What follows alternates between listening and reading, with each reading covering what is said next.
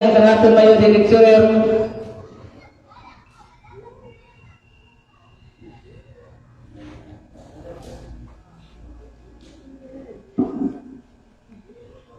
siguro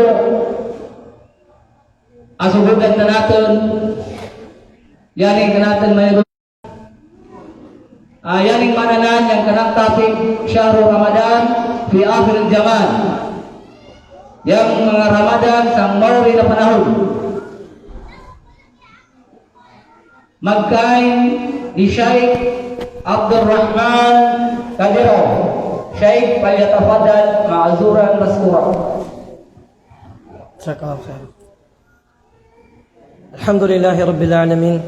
والعاقبة للمتقين ولا عدوان إلا على القوم الظالمين والصلاة والسلام على أشرف الخلق وسيد المرسلين نبينا محمد بن عبد الله وعلى آله وصحبه أجمعين ومن تمسك بسنته واقتفى أثره إلى يوم الدين أما بعد.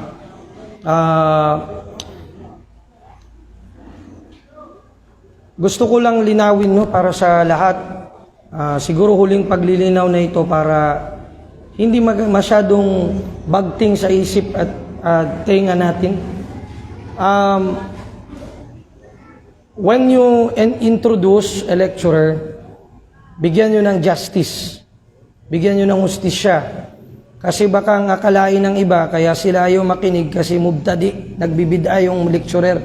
Kasi banyanggit nyo kaagad na Indonesia. Sa anong particular ba na school? Parehas kami ni Alim Barutok ng pinag-graduatean, no? Linawin nyo parati yan kasi ang tao, of course, lalo na sa panahon ngayon at karapatan nila na malaman kung saan nagmula ang muhadir. So ako ay nakapagtapos al-Imam Muhammad bin Saud al-Islamiyya, Kulliyatus Sharia sa nito sa branch dito sa Indonesia. Ang tagal na niya, 1980s pa yan. Branch yan ng nasa Riyadh. Okay? Kasagaran ng mga teachers ngayon, Anwar Limbing, Abdul Karim Bustamante, di sa Davao si Mahmud Barutok, ansan pag-graduate. Okay? So, the same school. Hindi ako nagtapos sa Sharif Hidayatullah, sa mga malalaking doon ng institusyon na hindi Salafi. So, galing ako doon sa lugar na yon na Salafi. Sa school na yon na Salafi. Okay? Ang mga teachers namin, mula sa director hanggang sa pinakalas, rand ng Saudi Arabia lahat. Lahat na nag-aral sa ibang paaralan na mga, explain ko lang na mga lumo natin ng mga kagan, nag-aral sa ibang mga schools doon, nabisita nila at alam nila yung school namin. So gusto ko lang linawin para hindi naman ma-injustice yung iba. Ang mga gudyaga spread na doon ng mga istorya na kaya lang nan tunay ang pagpalugwa nilang kay sikun sila sa Indonesia. Hindi ganon. Mali yun kasi kung gano'n ang pag-interpret natin, siniraan din natin ang Saudi Arabia na nagtatag ng school na yun doon. Kasi the same school. At ang pangalan pa ng school, Imam Muhammad bin Saud. Kilala nyo si Imam Muhammad bin Saud? Kilala mo yun? Yan yung first na nagtayo ng dawla ng Saudi, kakampi niya si Sheikh Muhammad bin Abdul Wahab, rahimahullah. Yan yung pigatawag adun ng mga mubtadi na Wahabi. Kung mag-stricto ka, di ka magmaulod, di ka tanog ng bismillah, sangkuan mo, sagdawn mo yung pagkunot ng subo, Wahabi ka.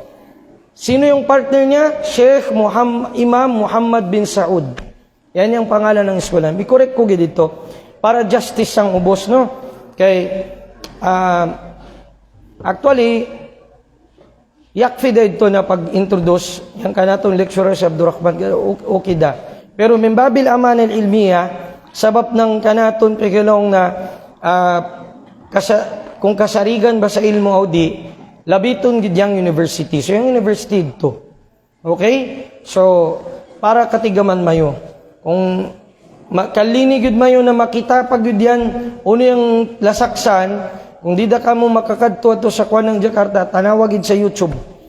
Type Jamiatul Imam Muhammad bin Saud al-Islamiyya Farro Indonesia. Okay? Yang kanakid, buko ng pag-uno, yang kanak para malinaw, clear ba? Kay basi, kanimanggung ito kasing ilm, amana ito, hindi pwedeng kunin sa majhul. Hindi pwedeng kunin sa, hindi natin alam kung saan galing. So, min bab al-amana al-ilmiya. Taib. So, ang mga kapatid, mga tagapadaman, last year, galing ako dito, yung inyong dato, imam,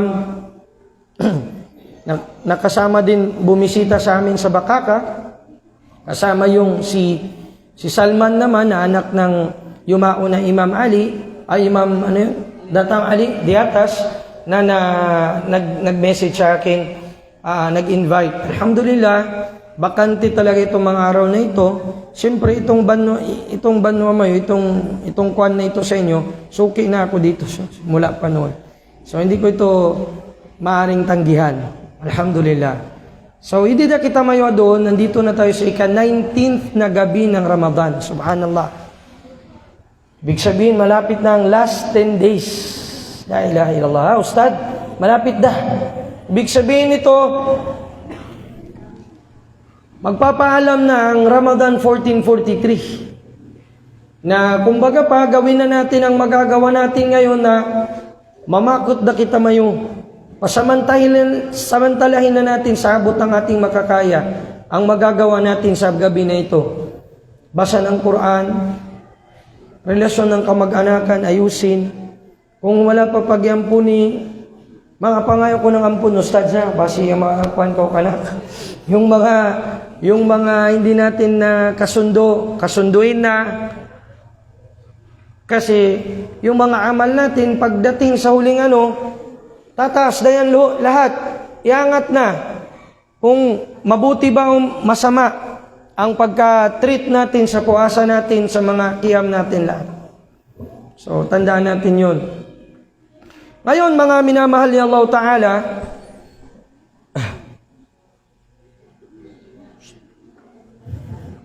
mga iso. Mga minamahal ni Allah Ta'ala, mga pasaya ni Allah Subhanahu wa Ta'ala, Syahru Ramadan fi akhir zaman. Yang buwan ng Ramadan adisang zaman na Mawri. Subhanallah. Walang duda na nandito na tayo sa akhiruz zaman. Yang piyagalawang o yung sinasabi, tinatawag na huling gabi. Mga huling panahon. Wakas ng panahon, sabi ng Tagalog. Totoo ba yun? Nasa mga wakas ng panahon na tayo. Walang duda na nasa wakas na tayo ng panahon. Kanya mga kapatid sa pananampalatayang Islam, ano ba ang ano ba ang kaibahan ng Ramadan sa panahon ng mga sahaba at sa atin ngayon sa panahon na ito, sa mga wakas ng panahon? Yun ang alamin natin. Dito lahat mga kapatid, maiipon sa tinatawag na at-tamassuk bid-din. At-tamassuk fid-din ala ayyamil fitnah. Ito yung paghawak, pagtakmag sang agama sang panahon ng grabe dayang fitna. Ang fitna, hindi lang ang akala natin sa fitna, chismis. Hindi lang yan ang fitna, part lang yan siya. Ang pinakamalaking fitna sa din, sa agama. Hanggang sa sinabi ng propeta sallallahu alaihi wasallam, ya'ti zamanun ala ummati. Madatong laungan yang waktu sang kanak mga ummat. Al-qabidu ala dinihi, yang magatakbag sang kanan agama, yung hahawak sa kanyang pananampalataya, kal-qabidi ala al-jamr. Subhanallah. Para ikang humahawak sa apoy, nagbabagang apoy. Kung hindi ka makasabar, mabitawan mo. Ilan sa mga Muslim sa mundo ngayon? Dito tayo, alhamdulillah, sa ating community, masabi natin, solid kami nag-ayo, no? Hindi solid north, solid ko, na? Sabi, solid, nag-ayo na kami, solid, alhamdulillah. Pero kung titignan mo, sa mga Muslim na lang sila sa pangalan, sa gawain nila, kasalan nila hindi na, makikita mo sa buwan ng Ramadan, tahasang kumakain sila at umiinom. Nagmamaksiya pa. Bakit ganon? Kasi nasa panahon na tayo ng fitna, ng pagsubok, na ang kafir at ang Muslim halos hindi mo na makilala. Parehas na lang halos. Pati sa kanilang pagbabatian sa isa't isa, ang Muslim at ang hindi Muslim, halos parehas na lang. Ang nakabisado ng mga Muslim na pagbabatian o kinakahiya pa natin ang pagbabatiang naaayon sa atin. Sabi ng propeta sallallahu alaihi wasallam, "Ala adullukum ala shay'in idza fa'altumuhu tahabbabtum afshus salama bainakum." Sabi ng propeta sallallahu alaihi wasallam, nais nyo bang ituro ko sa inyo ang isang bagay na kapag inyo itong ginawa, kayo ay magmamahalan sa isa't isa, iparating ninyo ang salam sa isa't isa, kayo ng mga Muslim. Ibig sabihin noon, ang kapatid mong Muslim, sa iyong pagbati sa kanya, hindi siya naiiba siya sa mga Hudyo at Kristiyano, kasi hindi mo la nabda bisalam, la nabtadi bisalam o la nabda bisalam ala al-Yahudi wa Nasara. Hindi tayo pwedeng magsalam sa mga Hudyo at Kristiyano. Nasasabihin natin, "Assalamualaikum, Father. Assalamualaikum, Sir. Police." Hindi pwede. Sa Muslim yan. Kaya sabi ng propeta sallallahu alaihi wasallam sa isa pang hadith, "Innama yahsudu alaikumul yahud as-salam." Ang isa sa mga pinaka kinaiinggitan ng mga Hudyo sa inyo ang salam. Kasi ang mga Hudyo, nagtatalikuran sila sa isa't isa. Nagtataasub sila, nagpapanatiko sila sa mga tribo at sa kanilang mga angkan. Yan ang ayaw ng propeta Muhammad sallallahu alaihi wasallam na mangyari sa atin ng mga Muslim. Ang magtalikuran tayo ng dahil lamang sa tribe natin. Sikagan na Muslim, ang isasalam niya lang sikagan lang. Pag andyan si Tausug na Muslim o si Maranao, hindi Muslim para sa kanya siya magsalam. Ang Tausug din na Muslim, doon lang din siya magsalam sa kapwa niya Tausug. Ang Sama, hindi niya isalam. Puro mga Muslim yan. Ang balik Islam, ang pananaw natin, second class. Bakit? Bakit nagkaganito? Kasi nasa panahon tayo ng kamangmangan sa din at ng tinatawag na fitna sa ating din. Krisis, azma sa ating din. Andito tayo ngayon. Subhanallah. Kung mayroon man tayong krisis sa pera, mas grabe ang krisis natin sa agama, sa ating din. Dahil ang mga Muslim, alhamdulillah nga sa community natin na ganito, nakikinig tayo sa seminar o nagkuhan, pero ilan lang sa atin ang pinapasok sa puso at sinasagawa. Hindi ba? Mangilan-ngilan lang yan at kukunti lang yan na pinili ni Allah subhanahu wa ta'ala. Kaya't ang paghawak sa ating din ay kagaya ng paghawak sa baga ng apoy sa panahong ito. Mula kay Abdullah ibn Mas'ud radhiyallahu ta'ala anhu, sinabi ng propeta Muhammad sallallahu alaihi wasallam, "Sayakunu fi akhir az-zaman qaumun yajlisuna fil masajidi hilakan hilaka." Mayroon daw bayan sa akhiruz zaman na sila sa mga masjid matatagpuan mo na kumpul-kumpul sila. Parang halaka-halaka. Pero sabi niya, "Imamuhumud dunya." La hawla wala quwwata. Ang imam nila, ang kanilang pinag-uusapan ay dunya. Hindi Quran, hindi hadith. Hanggang sinabi ng propeta sa isang riwaya, "Amaniyuhumud dunya."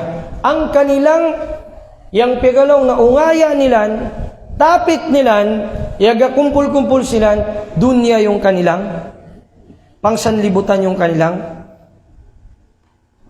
ang kanilang pinag-uusapan.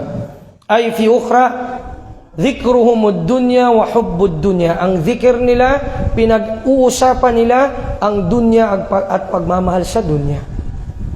Sinabi ng propeta sallallahu alaihi wasallam, sabi niya, kapag nangyari ito, "Fala tujalisuhum fa innahu laysa lillahi fihim haja." Subhanallah. Huwag kayong umupo kasama nila sapagkat hindi sila kailangan ni Allah subhanahu wa ta'ala. Nangyari ba sa atin? Nangyari. Sa masjid, ang masjid nagiging lugar ng usapan ng payamanan, pagpapalaki ng mga kuwan, ng mga negosyo. Saan ginagawa? Sa sa masjid. Nangyari ba? Nangyari. Mga malalaking masjid sa Pilipinas mismo. Huwag muna natin kwentahin itong maliit na masjid natin. Mga dakwa na masjid sa Pilipinas. Matanaw ko sa Manila, sa Cebu, sa Davao. Mga nagkukumpul-kumpul, pinag-uusapan, hindi din. Makinig ka sa kanila. Kung buhay ang kahit isa sa mga sahaba, o tabi'i man lang, mangdidiri sa pinag-uusapan nila na dunya. Subhanallah.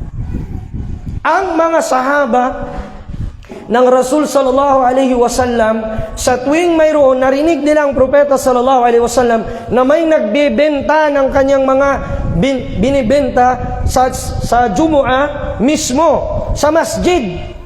Nagbebenta. Anong sabi ng propeta sallallahu alaihi wasallam? La katsarallahu bida'atak. Wag nawang padamihin ni Allah ang benta mo. Wag nawang padamihin ni Allah, walang baraka wag nawang bigyan ng baraka ni Allah yung binibenta mo na yan. Yung kita mo na yan. Imagine mo yan. Rasulullah nang nagsabi nun sallallahu alaihi wasallam. Bakit? Dahil alam ng Rasul sallallahu alaihi wasallam na once mahalo natin ang dunya sa akhirah, mas priority natin ang dunya. Unang salatul Jumu'ah na ginawa ng Nabi Muhammad sallallahu alaihi wasallam, nauna ang sala bago ang khutbah, parang Eid. Nung nagsasala pa sila, umabot pa sila ng 40 pataas, 40 plus yung dami. Nung nagkhutbah na siya at dumating ang caravan, kafila, 12 na lang ang natira sa masjid, tagsitakbuhan na sa labas. Habang nagkukhutbah siya. At tignan mo ang pagmamahal ng tao sa dunya. Kaya sabi ni Allah Ta'ala, hindi lang sa salatul Jumu'ah, kundi sa lahat ng mga salawat. Ya ayyuhalladhina amanu idha nudiya lis-salati min yawmil jumu'ati fas'aw ila dhikrillahi wa dharul bayt. O mga mananampalataya, kung marinig ninyo ang panawagan ng Jumu'ah, panawagan ng sala na inubliga ni Allah, fas'aw ila dhikrillah. Ang aya na ito, particular sa Jumu'ah, pero ang kanyang application sa lahat ng sala na winajib ni Allah Ta'ala. Magmadali kayo sa khutbah, magmadali kayo sa pag-alala kay Allah, sa pagtugon sa adhan, sa pagtugon sa sala. Ang problema, nandun na nga sa masjid pero mag-uusap pa ng dunya. Bayang kanak Pajero ba? Bayang kanak Fortuner. Kaya lagi, i-trade ta. Kaya lagi, mag-trade kita doon. Lahat ng pag-uusap sa dunya, hindi namin ustad pag-usapan doon para hindi malate sa sala. Dito namin pag-usapan sa masjid. Katuparan ng mangyayari sa akhiruz zaman. Sinabi ng propeta sallallahu alaihi wasallam, nasa silsilatus sahiha ang hadith na ito. Ganon din sinabi ng propeta sallallahu alaihi wasallam sa hadith naman na silsilatul hadith sahiha pa rin doon ni riwaya kay Imam Abu Dawud. Sabi ng propeta, la ya'tiyanna 'alan nasi zamanun qulubuhum qulubul aajim hubbud dunya sannathum sunnatul a'rab ma atahum min rizqin ja'aluhu fil hayawan yarawna al jihada dararan waz zakata maghraman. Allahu akbar. Darating, tiyak na darating, sabi ng sugo sallallahu alaihi wasallam, ang mga uri ng tao sa huling araw, sa wakas ng panahon, na ang mga puso nila ay magiging tulad ng puso ng kuffar, hindi puso ng Muslim, puso ng mga aajim, ng mga kuffar, ng mga hindi dinatna ng Islam. Hubbud dunya, nandun yung pagmamahal sa mundo.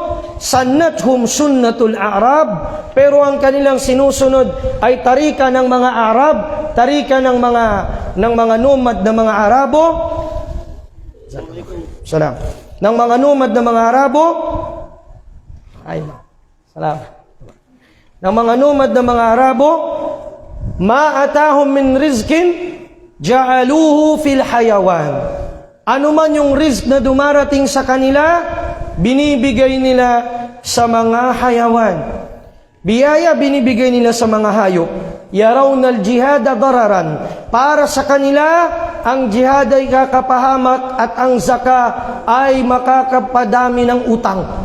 Subhanallah. Nangyayari. Yung may tabo ka naton, andito na sa panahon. Walang duda. Nasa akhiruz zaman na tayo. Meron pa ngang magsabi na itong pagpuasa, makakasira man yan masyado sa kuwan mo. Kaya wag kang magpuasa, importante yan yung sambayang kahit Jumaat lang. Di ba? Naganap daw o hindi naganap? Nangyari ba sa atin o hindi nangyari? Ha? Dito na tayo sa akhir. Kaya wag kang magsabi, Ustad, wala pa man kita sa akhir zaman. Wala pa man, Ustad, kaya wala pa man nagira ang Ukraine ug ang Russia ug dayon. Aha. Bakit? Akala mo ba bigla-bigla ang gera na yan? Hindi yan bigla-bigla. Ang istimbat ng karamihan sa ating mga ulama, kaya yung Russia na yan, yung Russia, kaya siya nagdi-declare ngayon ng gera sa Ukraine na gusto niyang maisa kasi gusto nilang iisang babalik sa dating mga Kristiyano ang kanilang bansa. At yan ang tinatawag na Constantinia at tinatawag ng ibang mga ulama na Rome. Yun ang Rome na magiging kakampi bandang huli sa huling gera ng mga Muslim laban sa mga Yahudi. At pagdating ni Isa a.s., ayon sa teorya ng ibang ulama, magmumuslim silang lahat, susunod kay Isa a.s. Akala natin malayo pa tayo? Mawatan pa kita? Hindi na kita sa akhir zaman. Wapa. Di wapa. Masayda. Malapit na tayo. Hindi pa lang yan nangyari, nagliliyab ngayon, pero nandyan na. Nandyan na. Alam niyo, maintindihan nyo ito kapag nangyayari na. Kasi sabi nga ni Ibn Taymiyyah rahimahullah ta'ala, sabi niya, ang mga tao na may alam, ang mga ulama, at ang mga awam o pangkaraniwang tao, sa pagdating ng pagsubok ni Allah ng fitna, para yan sabi niyang pagdating ng isang malakas na hangin. Pagtila ng ulan, sasabi ng mga ulama, o yan, may darating na bagyo ganito. Hindi maniniwala ang pangkaraniwang. Katukaw saan. Pag dumating na, nangyari na, sa Bisaya, pamuhulaw na, yung bang titila ng ulan, saka sila magsabi, bunaka di ang ilaw ng mga ulama, bunaka di agaw. Totoo pala. Tingnan nyo ha, mga Muslim mismo, hindi Muslim ang binabanggit ng propeta dito sa hadith. Muslim mismo ang kanilang iniisip na ang jihad ay darar, ikakapinsala, at ang zaka ay makakapagdami ng utang. Aba? Tingnan mo ang kuwan ng tao. Muslim yun. Yun ang mangyayari sa akhir zaman. Kabilang pa dito, sa hadith ng propeta sallallahu alaihi wasallam, ito marami. Si riwayat ni Imam al-Bukhari, ya'ti 'ala an-nasi zamanun ma yubali ar-rajul min ayna asaba al-mal min halal aw haram. Sabi ng propeta sallallahu alaihi wasallam, tiyak na darating sa panahon, sa mga wakas ng panahon, ang panahon sa mga tao na darating sa kanila yung hindi na mag-iisip ang tao kung halal o haram niya kukunin ang kanyang kita. Pabayay na kung riba kay darura. Darura kay tinyan. Agad gani si Babu Darura, di mo Hindi mo nga kilala si Darura. Darura daman kay tinyan. Agad-agad tayong gaganon. Samantalang mayroon pang paraan na halal. Pero dahil sa sinasabi natin na sinabi ng propeta sallallahu alaihi wasallam na darating sa kanyang umma ang ganoon, hindi na sila mag-iisip kung halal ba o haram manggagaling. At tingnan nyo ngayon, marami ang mga Muslim nasali doon sa, alam niyo yung nangyari, yung kapa. Kapa-kapa regime. Di ba? Meron pang Muslima, nagdua siya na sana mabalik na daw, walay sirado. Go kapa, walay sirado. Nagdua. Nakahijab siya. Doon sa Sarangani. Dua ko sabi niya na sana, Marig yung Muslim ang to. Marig. Madayg yun. Yung madalasin yan. Yung madagitsin yan. Subhanallah. Parehas yang yaga kumbong, awaga kumbong, basta kay ito. Kwarta. Wala tayong pakialam, halal ba o haram ang ating kuwan. Nadiri akong kwarta bay. Basta baya, butuhi lang yun mi. Tanan Muslim. Bigay ng pera. Susuhulan. Amin halal, amin haram? Galing ba sa halal o sa haram? Di natin iniisip. Andito na tayo sa panahon na yan. Ang pambili ba natin ng sahur, pambili natin ng iftar, galing sa riba o hindi? Yun ang problema. Naam, hindi naman sinasabing hindi matatanggap ang dua mo, ang ibada mo, la. Ustad, paano yung isang sinabi, binanggit ng propeta sallallahu alaihi wasallam, na rajulun yarfa' yadayhi ila sama, yaqulu ya Rab, ya Rab. Yung magsasabi kay Allah Ta'ala, o Panginoon ko, ash'ata akbar, na puno ng alikabok yung kanyang mga damit, galing siya sa safar, galing sa paglalakbay, na puno ng alikabok ang kanyang damit, wa maluhu, thawbuhu, malbasuhu min haram, ang kanyang damit ay binili mula sa haram, wa ta'amuhu min haram, wa syurbuhu min haram, wa ughdiya bil haram, fa anna yustajabu lidhalik. Ang lahat ng kanyang kuwan, pati yung kinakain niya mula sa haram na transaksyon. Paano siya tutugunin ni Allah? Ang ibang mga ulama ng Hanbali, inistimbat nila na sabi nila, yun sabi niya ang hadith na nagsasabi na hindi matanggap ang ibada nang galing sa haram yung kanyang earnings. Sinagot naman ito ng madhabul jumhur, ng majority sa mga ulama. Sabi nila, at pinakamagandang nag-explain si Imam Nawawi rahimahullah, ang sabi nila, wala na sigurong tatalo pa kay Iblis sa pagsuway kay Allah Ta'ala. Pero nang nagdua siya, sabi niya, Rabbi anzirni ila yawmi yub'athun. Qala innaka minal mundharin. Sabi niya, Panginoon ko, bigyan mo ako, sabi niya, ng extension pa. Sagot ng Allah Ta'ala sa kanya, okay, extended. Meron kang chance na i-prove yung kagustuhan mo na maligaw mo sila lahat. So dininig ni Allah Ta'ala ang dua ni Iblis. So paano pa kayang mu'min na kahit siya gumagawa ng hindi tama, sahih? Tama yun. Hindi yan ang magiging dahilan na, hindi yan ang magiging agad-agad na sasabihin natin na hindi tanggapin ang dua niya. Hindi ganun. Pero, yun ay isang paraan na maaaring mahirapan ka na ang dua mo ay tanggapin ni Allah. Yun ay isang daan. Yung pag-transaksyon mo galing sa haram. Ilan sa mga Muslim ngayon galing sa 5-6, galing sa lending, yung kanilang mga business. Hindi ba? Or nagpapa-networking. Sirpan, kuwan, na nalagi do'y gibuhat ka 7-star hotel sa Samal. Mutuupod ka. Kay gwapo daw kayong sakyanan nila. Yung mga biglang yaman, angat buhay, stories, maniwala naman ang Muslim. Sabi ng Allah subhanahu wa ta'ala, La yaghurrannaka taqallubul ladhina kafaru fil bilad. Mata'un kalilun thumma ma'wahum jahannam wa bi'sal mihad. Huwag kang magpapalinlang, ya Muhammad sallallahu alaihi wasallam, matang mga mu'minun, sa asenso at kapangyarihan ng mga hindi mananampalataya sa lugar. Huwag kayong magpalinlang sa kanila. Bakit? Mata'un kalil. Ang kanilang buhay sa mundo, ang aliw nila sa mundo, konti lang. Wa bi'sal mihad. At ang kanilang patutunguhan, walang iba kundi ang pinakamasaklap na patutunguhan, ang impyernong apoy ni Allah Ta'ala. Ibig sabihin nito, mga kapatid sa pananampalatayang Islam, ang paghawak natin sa pananampalatayang ito, dito sa akhiruz zaman, ay kabilang, mga kapatid, sa pagsasabaran natin. At gaya ng paghawak ng nagbabagang apoy, gaya ng sinabi ng propeta sallallahu alaihi wasallam.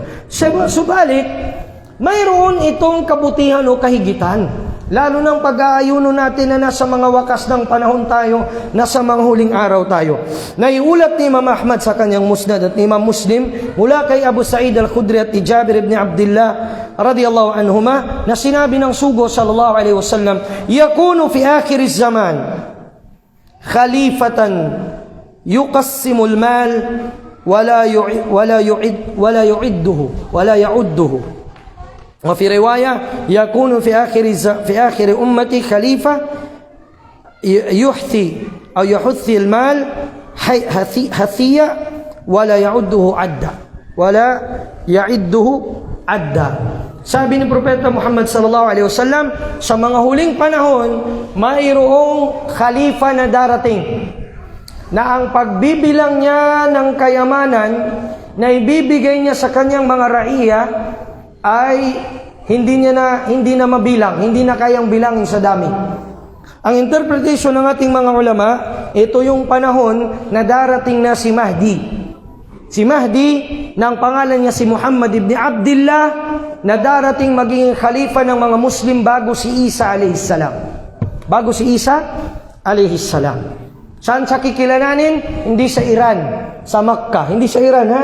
Sa Makkah, doon siya kikilalanin. At lalabas siya mula sa Syria, pupunta sa Makkah para kilalanin na siya nga ang khalifa ng mga Muslim na si Muhammad ibn Abdullah. Kaya huwag tayong basta-basta maniwala dyan sa mga nagsasabi na mayroon ng khalifa ngayon, magbayan na tayo. Yan ang khalifa fever. Huwag kayong maniwala dyan. Sabi nila, namatay na yung isa, yung taga-Iraq, khalifa na daw yun. So may dumating naman na khalifa ulit. Baka mamaya pangalan niya lang yung khalifa o apelyido niya, delikado ka pa doon. Ha? Hindi, maaaring mag-claim kahit sino dito na khalifa. Pero yung authentic na may signs mula sa hadith, yun yung darating. At lahat ng tutumutugma kay Mahdi al-Muntadhar, yung hinihintay na Mahdi, si Muhammad ibn Abdullah. Kung darating, maadadat na natin yung panahon na yon, dun din sa panahon na yun lalabas na ang Dajjal. At hindi natin kaya ang fitna sa panahon na yon. Sa panahon na yun ni Mahdi, akhiru zaman ang pinag-usapan natin, wala nang mangangailangan ng sadaka. Yan ang sabi ni Allah subhanahu wa ta'ala, وَأَنْفِقُوا مِمَّا يَا أَيُّهَا الَّذِينَ آمَنُوا أَنْفِقُوا مِمَّا رَزَقْنَاكُمْ مِنْ قَبْلِ أَنْ يَأْتِيَ يَوْمٌ لَا بَيْعٌ فِيهِ وَلَا خُلَّةٌ وَلَا شَفَاعَةٌ وَالْكَافِرُونَ هُمُ الظَّالِمُونَ. Darating ang panahon o mga mananampalataya, magsadaka na kayo, magsaka na kayo. Darating ang panahon, sabi ni Allah subhanahu wa ta'ala, na wala nang tatanggapin na pagpapamagitan, syafa'a, sadaka, hindi na kailangan. Si Didat, hindi niya na kailangan ang sadaka ni Imam. Si Imam, hindi niya na kailangan ang sadaka ni Dato, ni Sultan, hindi na. Kasi sa panahon na yon, ang mal o ang kayamanan, mustafid, umaapaw. Panahon ng kasaganahan. Doon i-insert si Dajjal. Kasi sagana ang mga Muslim. Sa panahon na sagana ang mga Muslim, maraming kalinlangan na mangyayari. At darating yung mga taggutom. Ipapakita niya ang mga kaya niyang magpalabas ng bagyo at lahat para maging pagsubok sa mga mananampalataya. Pero dahil ang mga Muslim na tunay na nag-aayuno, tunay na nag-iiman, nag-iitikad kay Allah, hindi sila basta-bastang madadala sa offer ni Dajjal. Ngayon, sabi pa ng Propeta Muhammad sallallahu alaihi wasallam, la taqumu as-sa'atu hatta ta'uda ardul arabi murujan wa anhara. Hindi ka tatayo o darating araw ng paghukom hanggat ang lugar ng mga Arab, bansa ng mga Arabo, babalik siya na murujan wa anhara. Babalik siya ulit na mga sapa at mga lawa, mga bukal. Babalik na ganun. Kung titignan mo ang mga bansang Arabo, dahan-dahan na. Sa Tigris River, Nahru Tibri, at sa mga iba't iba pang mga lugar, sa mga lugar ng mga Arab. Ngayon, hindi ibig sabihin na mayroong ganito na ang mangyayari, ay magpapasobra na tayo ng katuwaan natin. Ligtas na kami. Okay na talaga. Ligtas ang may alam. Hindi ka pa sigurado.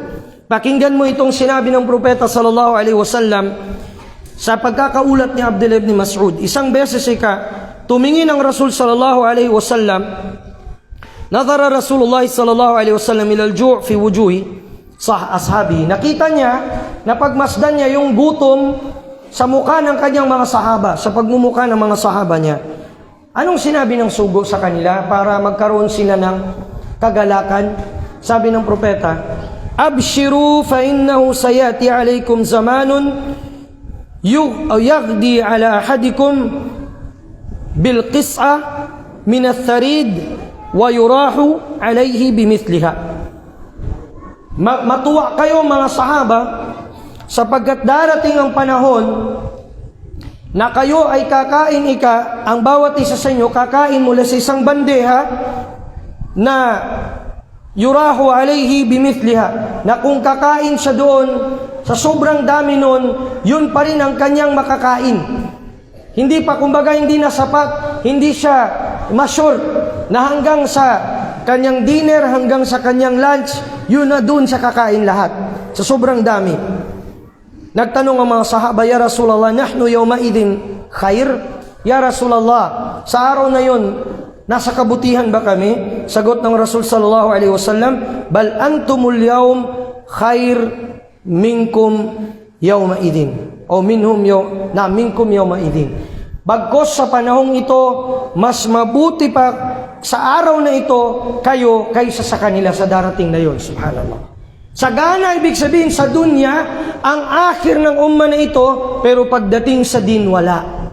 Bakit? Kasi dahil sa sobra ng sagana sa dunya, lalinlang na ng dunya, hindi na nila makikita maaninag ang akhira, hindi na maisip. Hindi gaya sa mga sahaba, konti-konti lang meron sila, nagsasabar sa isang araw, magutom sa isang araw, mabusog sa isang araw, binibigyan sila ni Allah subhanahu wa ta'ala ng paraan paano maging mapasalamatin kay Allah subhanahu wa ta'ala.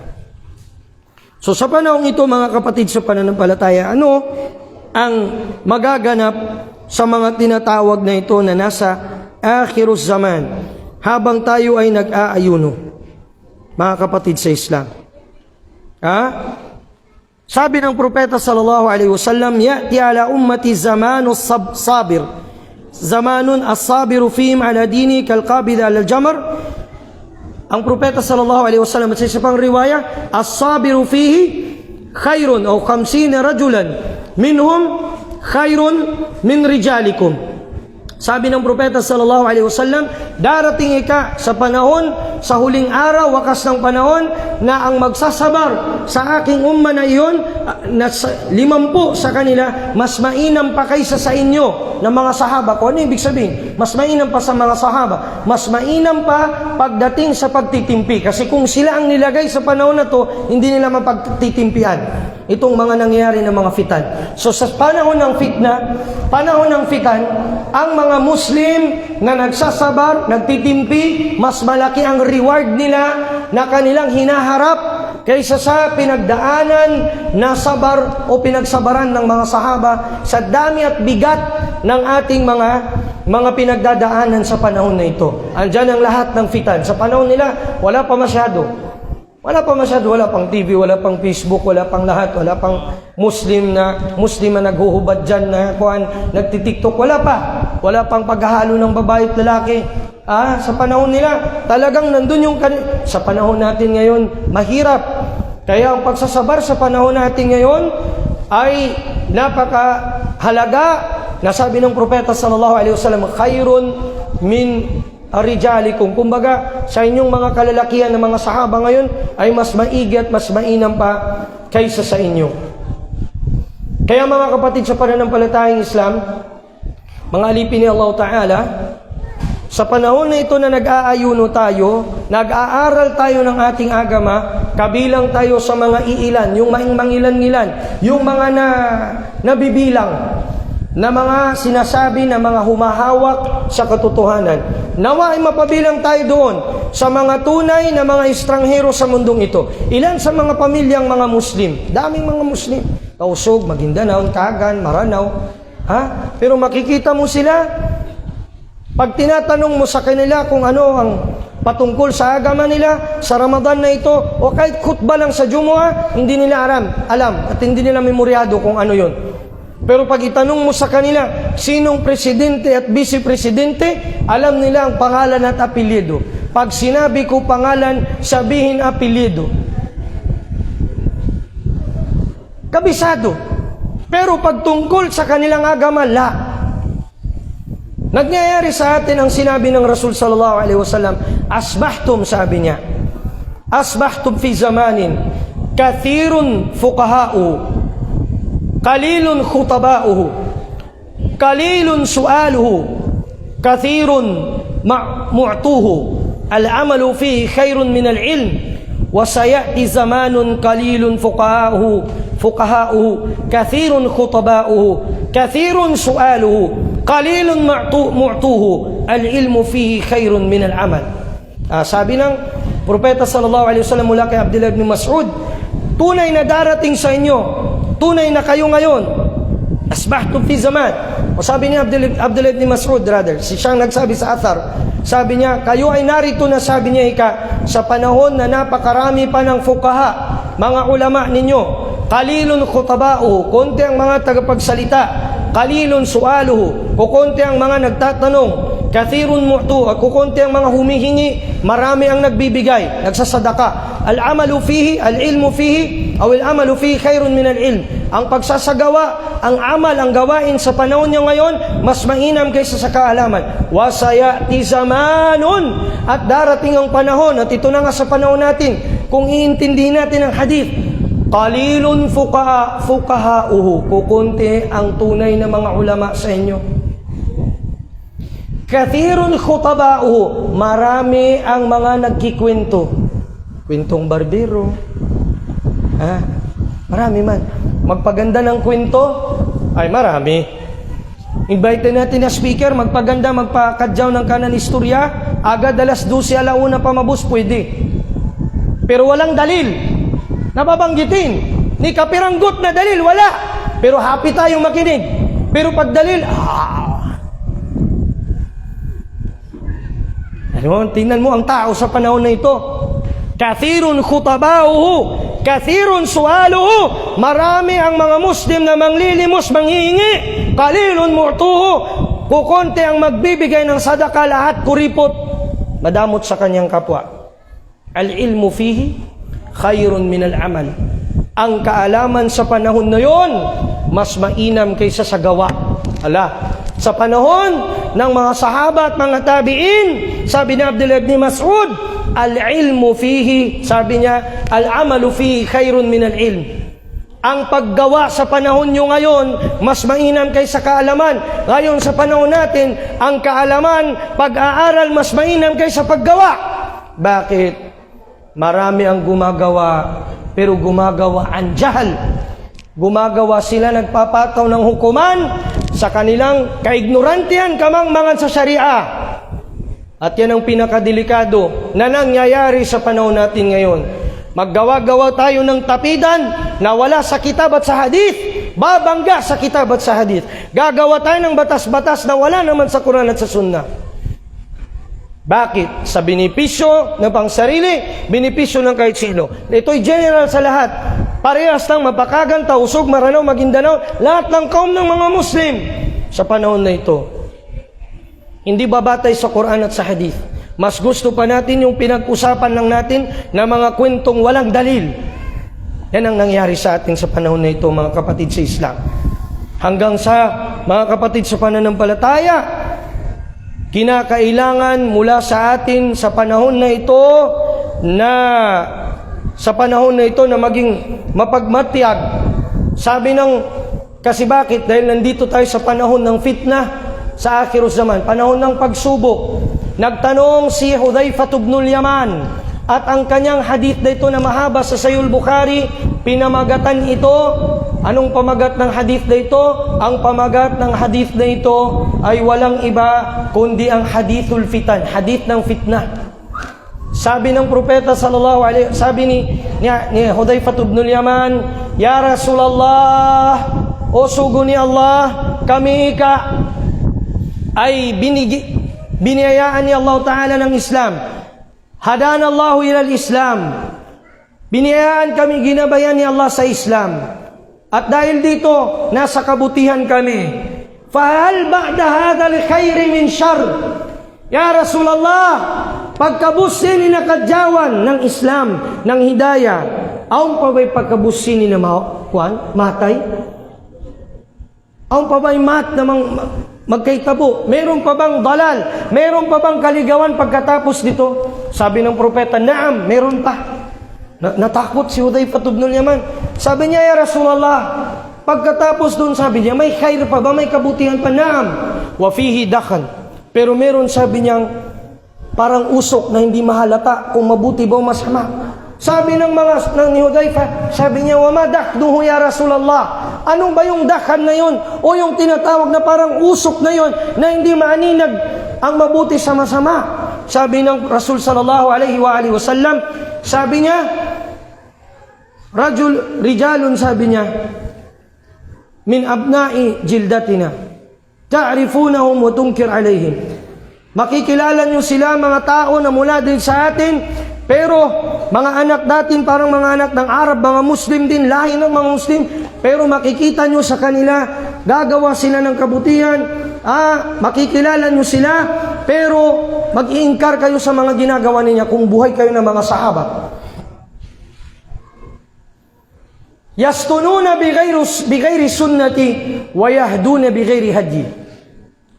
Ta'rifuhum wa tunkir. Sabi ng propeta sallallahu alaihi wasallam, ang sunnah, tarika na kanilang gagawin ipangmumuno sa mga tao ay hindi ang batas ko at hindi ang tarika ko. Makikilala nyo sila at iingkar nyo sila. Allah, nagtanong si Hudayfa ibn al-Yaman, "Ya Rasulullah, kung mangyari na yan, Ya Rasulullah, ano yung isa sa mga palatandaan nila?" Sabi ng Rasul sallallahu alaihi wasallam, sila du'atun ila abwabi jahannam. Sila ay tagapag-anyaya patungo sa mga pinto ng impyerno. Man ajabuhum fiha qadhafu fiha. Sino man ang tumugon sa panawagan nila, itatapon nila doon sa impyernong apoy na. Hala. Sabi ni Hudayfa ibn al-Yaman, sabi niya, "Ya Rasulullah, paano sabi niya, in adraktu dhalik, madha asna? Kung darating ako, maabutan ko yun, anong gagawin ko, Ya Rasulullah?" Sabi ng Rasul sallallahu alaihi wasallam kay Hudayfa, sabi niya, "Ilzam imam al-muslimina wa jama'atahum." Manatili ka sa pinuno ng mga ahlus sunnah wal jamaah, ng mga tunay na humahawak sa hak. Manatili ka sa kanila, humawak ka doon. Nagtanong naman siya, "Fa in lam ajidu dhalik, in lam ajid dhalik, kung hindi ko mahanap at tagpuan." Sumagot ang Rasul sallallahu alaihi wasallam, sabi niya, "Fa'tazil hadhil firaka kullaha." Iwanan mo lahat ng mga grupo na yan, lahat ng mga parang gang na yan o party na yan o mga grupo na yan, mga grupo na yan ng mga nagkiklaim na sila ay nasa Islam at amir yung kanilang mga grupo na yan. Iwanan mo. Wala an ta'ud ala asli sajara wa tamut wa anta ala dalik. Na kahit ay kasabi ng propeta sallallahu alaihi wasallam, ikaw ay ngumuya na lang sa tinatawag na ugat, yung kainin mo na lang ugat ng kahoy, nguyain mo na lang yun kasi yun na lang makakain mo sa pag-alis mo sa mga tao na yun at mamatay ka sa katotohanan na nandun ka sa ganong sitwasyon. Subhanallah. Yun pala ang panahon ng fitna. At nandito na tayo sa panahon ng fitna. Ang paghawak sa kitab at sa sunnah sa panahon na ito ay pagsuway sa kung ano ang ginagawa ng karamihan sa mga Muslim. Ang pagsunod sa sunnah, paningin ng iba ngayon ay fitna. Ang pagsunod sa fitna ngayon, yun ang sunnah sa kanilang paningin. Kaya ang gawin mo sa iyong sarili, maging kabilang ka sa mga estranghero. Huwag sa karamihan ng mga tao dahil talagang kukunti lang ang hahawak sa katotohanan na ito. Kukunti lang ang hahawak sa katotohanan na ito. At magtutupad ng kautusan ni Allah at magtataguyod. Wa qalilan min ibadi asy-syakur. At kukunti lang maging mapasalamatin at maniniwala sa aking mga alipin. At sabi ni Propeta Muhammad sallallahu alaihi wasallam, sabi niya, "Bada al-Islamu ghariban wa sayaudu ghariban kama bada'a. Fatuba lil ghuraba." Sabi ng Propeta sallallahu alaihi wasallam sa hadith na inulat ni Salman al-Farisi, sabi ng sugo sallallahu alaihi wasallam, ang Islam ay nagsimula na estranghero, hindi pangkaraniwan, nire-reject ng mga Quraysh, nire-reject ng mga Arab. Ano ba yan? Ano ba yung agama na yan? Ano ba yung Muhammad na yan? Bakit ang sumusunod sa kanya? Mga alipin, mahihirap, yan ang yumayakap sa Islam na yan. Ha? Nagsimula sa Darul Arqam bin Arqam, nagsimulang sikretong ganon, hanggang sa namayagpag, hanggang sa nanalo, at babalik, sabi ng propeta, sa ganung paraan. Gaya ng kanyang pagsimula. Kaya sabi ng propeta sallallahu alaihi wasallam, tuba lil ghuraba, magandang balita sa mga ghuraba, sa mga estranghero. Nagtanong ang mga sahaba, ya Rasulullah, man humul ghuraba? Sino ba yang mga ghuraba? Sino ba yang estranghero? Sino ba yang mga di pangkaraniwan na yan? Mga endangered species ng mga Muslim? Sabi ng propeta sallallahu alaihi wasallam, alladhina yuslihun idha fasadan nas. Sila yung nag-aayos sa mundo kapag lumalaganap na ang kasiraan. Kapag nakita ninyo yan, na mga taong nagdadakwa pabalik sa sunna ng propeta sallallahu alaihi wasallam, pabalik papunta sa kung ano ang dapat sa kitab at sa hadith, yan ang mga ghuraba. Kung makita ninyo mismo sa inyong pamamahay na kayo lang ang mga magulang nyo galit sa inyo kasi bakit kayo sumasama sa mga wahabi-wahabi, bakit kayo sumusunod kabilang kakapatid sa mga ghuraba, ipagbunyi mo, maging solace sa iyo, maging kagalakan sa iyo, na kabilang ka sa mga ghuraba. Kung nag-iisa ka sa komunidad mo na kumakapit sa sunna, nag-iisa ka sa pamilya mo na kumakapit sa sunna, nag-uutos ng mabuti, nagbabawal ng masama, nag-ihijab ng maayos, at ikaw pa ang kinukutsa nila, kasi naunsa naman yun, inasubrahan naman. Lampas na kaglangit, ano ba? Katigaman tamang. Kung ganun na ang naririnig mo, dahil sa paghawak mo sa sunna, magbunyi ka kapatid, dahil kabilang ka sa mga ghuraba. Huwag mong ikalungkot, dahil ang kakampi ni Allah ay ang mga ghuraba.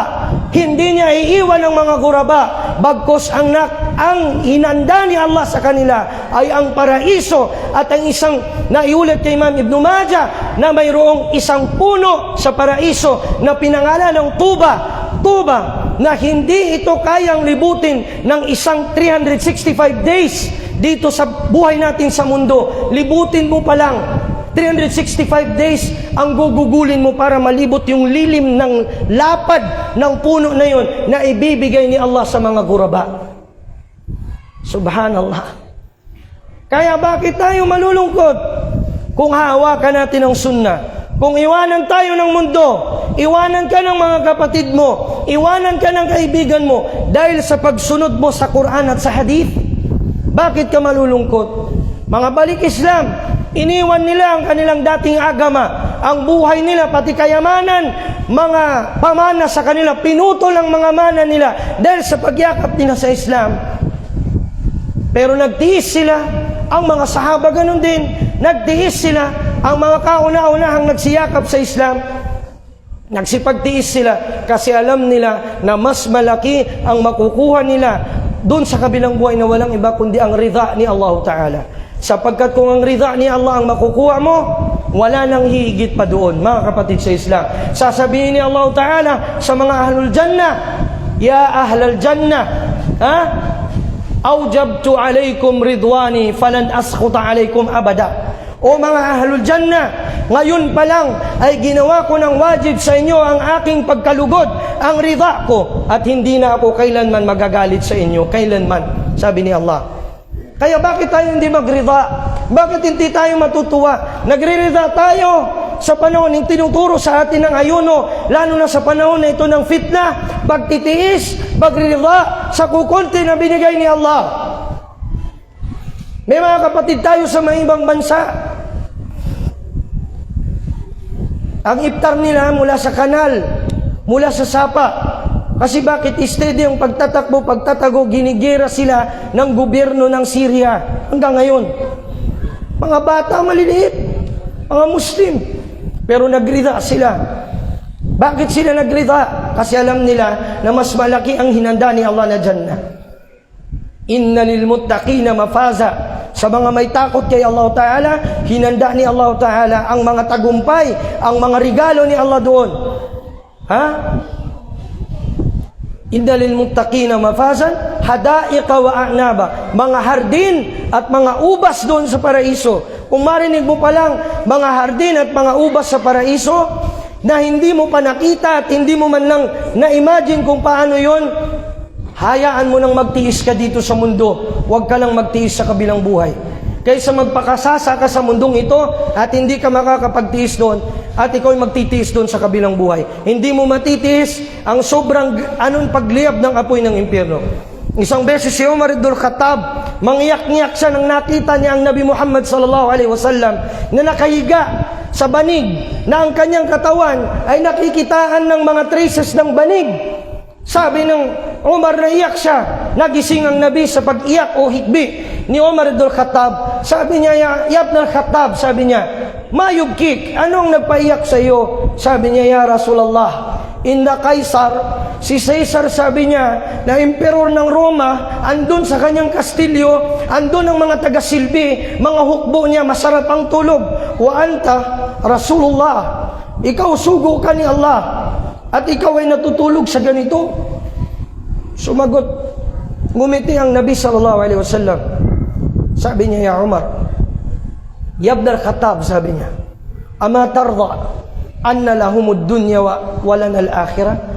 Ya anak ni Ibn Khattab, sa isang riwaya, Ya ibn Khattab, ama silta fi shakkin ya Umar, ama tazalu tashukku ya ibn al-Khattab? Nagdududa ka pa ba, Ibn al-Khattab? Hindi ka ba matutuwa na sa kanila ang mundo at sa atin ang akhirah? Yan ang pangako ni Allah sa atin. Walal akhiratu khairu wa abqa. Wal akhiratu khairu wa abqa. Ang akhirah ay mas mainam, mananatili magpakailanman kaysa sa buhay natin sa mundong ito. Bakit hindi tayo magrida? Bakit hindi tayo magrida, mga kapatid, sa pananampalatayang Islam? Isa sa mga salaf, tinanong siya, ano sabi niya ang pinakamainam mo, minimithi mo sa Jannah? Kung ikaw man ay makakapasok doon, ang sagot niya, Jannatun fiha Rasulullah. Ang Jannah, sabi niya, na nandun ang Nabi Muhammad sallallahu alaihi wasallam.